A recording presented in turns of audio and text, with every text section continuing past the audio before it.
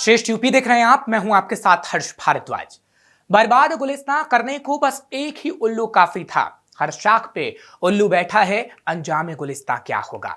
जी हां, ये शायरी आज की नौकरशाही की असल कहानी को बयां कर रही है। जहां एक तरफ हमारा देश विश्व की 5वीं अर्थव्यवस्था बन चुका है और तीसरी अर्थव्यवस्था बनाए जाने की कवायद चल रही है, वहीं देश का एक बड़ा तबका आजादी के 76 साल बीत जाने के बाद भी झोपड़पट्टी में जीवन जीने को मजबूर है। इस पर देखिए एक खास रिपोर्ट। ये तस्वीरें यूपी के बांदा की हैं, जहां लोग सालों से झोपड़पट्टी में जीवन जीने को मजबूर हैं।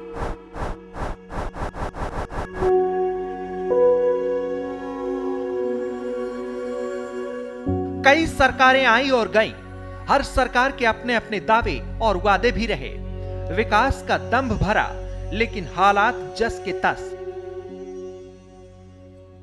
किसी ने कहा कि मेडिकल कॉलेज हमने बनवाए, कोई कहता है एक्सप्रेसवे हमारी देन है, कोई कहता है मेट्रो सिटी हमारी योजना थी।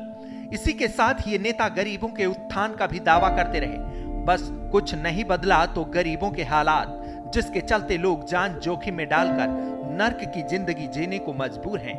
न रहने को सुरक्षित स्थान है, न ही पक्की छत है। अगर कुछ है तो फुटपाथ और लकड़ी ईंटों के सहारे टिकी पन्नी की ये चादर। आजादी के 76 साल बीत चुके हैं और इन 76 सालों में न जाने कितनी सरकारें आईं और गईं, और यही सरकारें न जाने कितने वादे भी करते हैं। गरीबों के उत्थान की बात करते हैं, उन्हें रोजगार देने की बात करते हैं, उनका जीवन सुधारने की बात करते हैं। बात अर्थव्यवस्था की भी हम करें, देश 5वीं अर्थव्यवस्था हो चुका है और अब बात की जा रही तीसरी अर्थव्यवस्था की। विकसित देश बताया जा रहा है, हमारा देश चांद तक पहुंच गया। लेकिन तस्वीर मैं आपको दिखा दूं, ये तस्वीर आप देखिए, ये झोपड़पट्टी की तस्वीरें हैं जहां आज भी लोग जीवन व्यतीत करने को मजबूर हैं।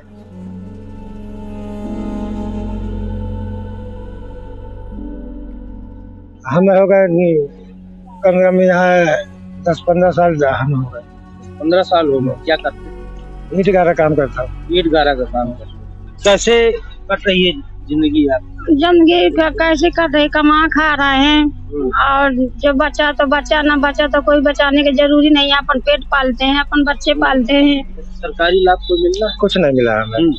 कभी कोई अधिकारी वगैरह आते हैं यहाँ? अभी कोई नहीं आया। सरकार आते जाते हैं तो हम कहते हैं, प्रधान से भी कहते हैं तो कोई सुनाई नहीं होती है। कोई सुनाई नहीं होती। इतनी भीषण गर्मी पड़ रही है, कैसे रहते हैं? क्या करेंगे, गर्मी आदमी सब सहना पड़ता है, मजबूरी है बच्चों को सब। तो हर चीज का डर लगता है। कोई आदमी आते हैं, डंडीबाज भी आता है, दरुआ भी आते हैं, सब कोई आता है, सबको डर लगता है। बाल बच्चे लेके हम गर्मी में अंदर भी नहीं पड़ सकते, बाहर लेटते हैं, हर चीज को डर लगता है।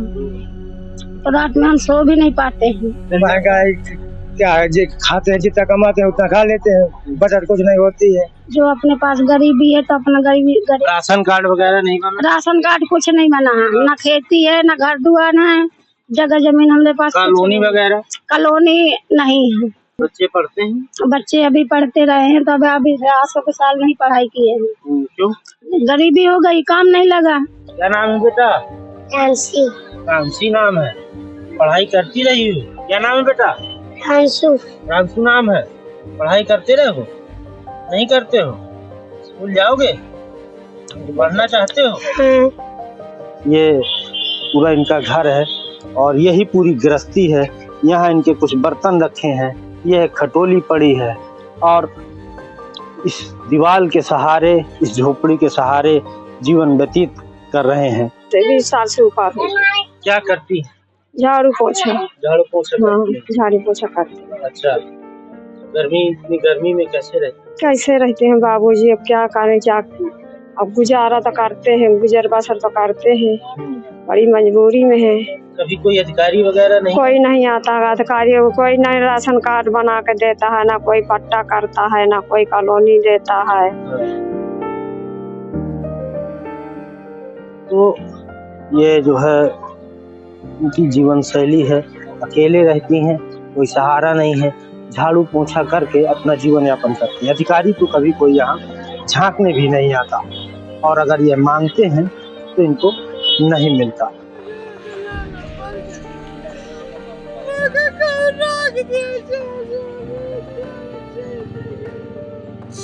कम से कम 15 साल हो गए। 15 साल हो गए। यहीं से इनका राशन कार्ड बना था। हाँ। हमारी चाची है ये। हाँ। इस सन 2004 में निकाल दिया था चाचा घर से।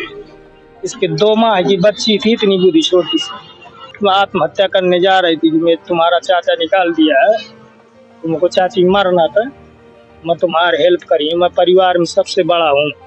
तो यहीं पे पहले कालू कुआं में रहते थे, वहाँ किराया भाड़ा ज्यादा लगता था, मैं काम बूट नहीं कर पाता था पहले। बच्ची धीरे धीरे बड़ी हुई, उसको लिखाना पढ़ाना चालू कर दिया, अच्छे स्कूल में पढ़ाया उसको।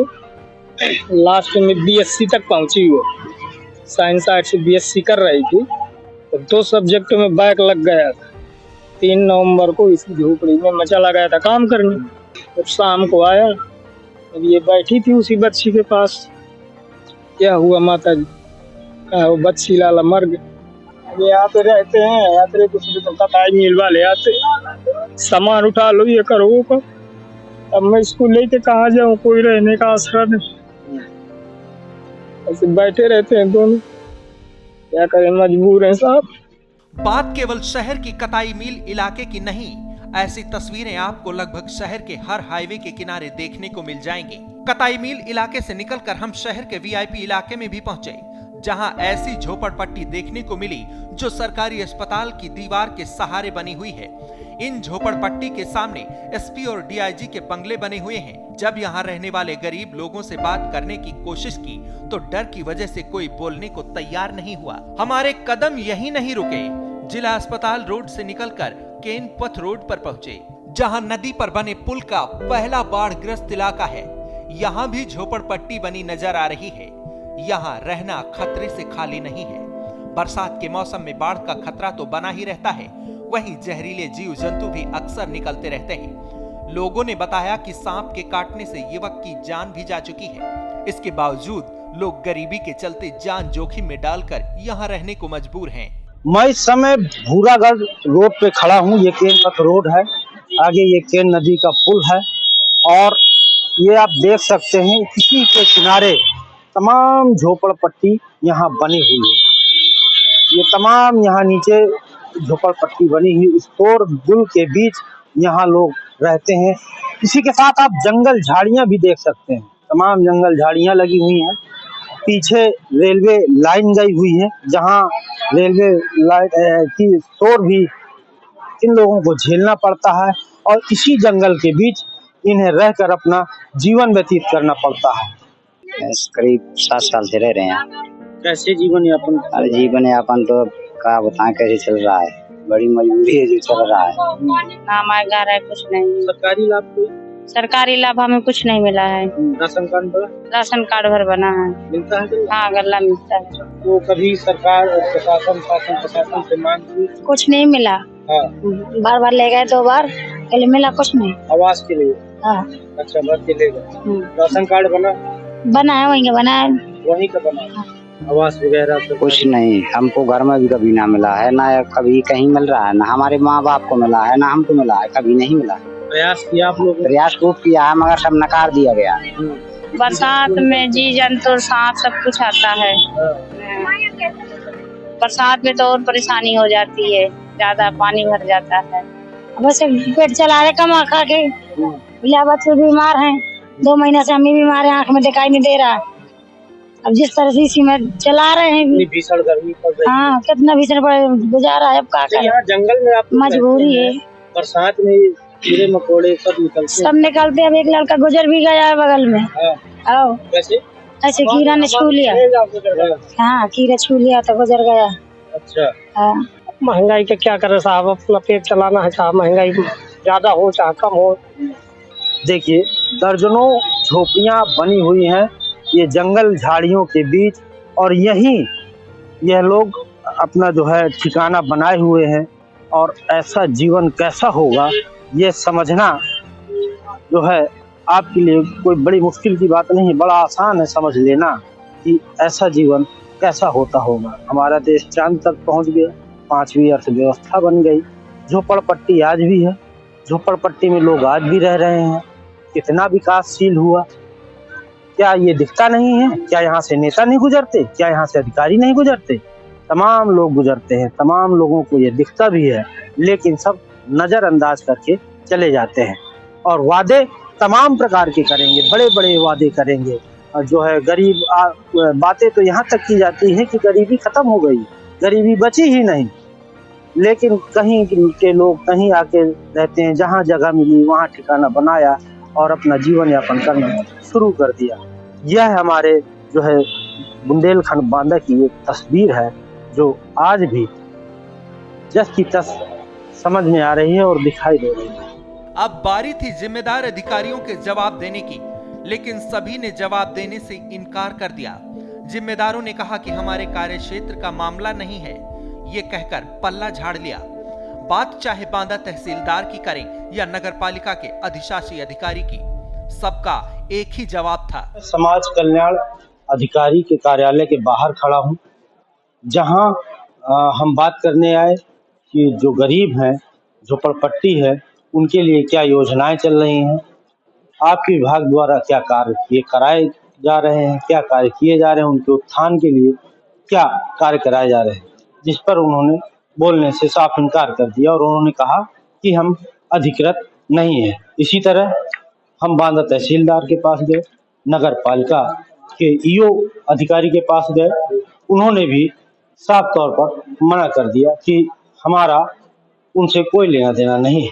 यानी झोपड़पट्टी में जो लोग रह रहे हैं उनका उत्थान कौन करेगा, यह कोई भी बताने को तैयार नहीं है। उनका जो जीवन है वो कब तक ऐसा चलता रहेगा, यह भी कोई बताने के लिए तैयार नहीं है। वहीं हम डूडा विभाग भी गए, पर वहाँ कुर्सी खाली थी, कोई अधिकारी मौजूद नहीं था।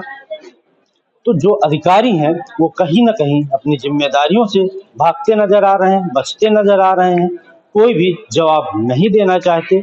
फिर हमने सोचा क्यों ना किसी जनप्रतिनिधि से ही जाकर जवाब ले लिया जाए। हम पहुंच गए बीजेपी के सदर विधायक प्रकाश द्विवेदी के पास। इस मामले में उन्होंने क्या कहा, आप खुद ही सुन लीजिए। भी तमाम लोग आप निकलते होंगे तो कताई मिल जो किनारे है, वहाँ किनारे तमाम झोपड़पट्टी में है, आपके एसपी कार्यालय के सामने तमाम झोपड़पट्टी में बहुत सी। एक बात मैं आपको बता दूं, जो केन पुल है, केन रोड में, वहाँ नीचे वो खंती टाइप की, वहाँ बहुत से लोग जंगली गाड़ियों भी कर रखा है। अभी ये 2.5 साल में हुआ, इससे पहले कहाँ रहते थे? गांव में रहते थे ना, ठीक है। अब वो शहर आ गए, जहाँ जगह मिली वहाँ बना लिए हैं, ठीक है ना। अरे रोजगार के साधन तो देखो, ऐसा गांव में बहुत है। मनरेगा योजना चल रही है ना, है ना। अब गांव में किसी को रोजगार चाहिए, हमको बताइएगा, हम दिला देंगे। मनरेगा योजना चल रही है, तो ये नहीं है कि रोजगार के अवसर नहीं है। अब ये अलग विषय है कि वो किन्हीं कारणों से शहर में आ गया, जहां जगह पाया वहां पर वो रहने लगा। सरकार प्रधानमंत्री आवास दे रही है। अगर आपके पास एक निश्चित मानक है कि इतनी लैंड हो, कम से कम 30 स्क्वायर मीटर, है ना, वो 30 स्क्वायर मीटर बराबर 300 स्क्वायर फीट है, तो उसमें सरकार दे रही है और सरकार चिंता भी कर रही। मैं बता तो रहा हूँ, बांदा शहर में अकेले 8 से 10 हजार प्रधानमंत्री आवास दिए हैं। बहरहाल गरीबी वो जख्म है जिसका दर्द कभी कम नहीं होता और वक्त के साथ बढ़ता ही रहता है। ऐसे में उम्मीद की लौ ही है जो इन्हें हर हाल में जीने के लिए मजबूर कर रही है। ना हो कमीज तो पांवों से पेट ढक लेंगे, ये लोग कितने मुनासिब हैं इस सफर के लिए। ब्यूरो रिपोर्ट, श्रेष्ठ यूपी। फिलहाल ऐसी और खबरों के लिए आप देखते रहिए श्रेष्ठ यूपी। यूपी की हर खबर देखने और उनसे अपडेट रहने के लिए हमारे चैनल श्रेष्ठ यूपी को सब्सक्राइब और लाइक करें। साथ ही बेल आइकन को दबाना ना भूलें, जिससे हमारे हर वीडियो की जानकारी आप तक पहुंचती रहे।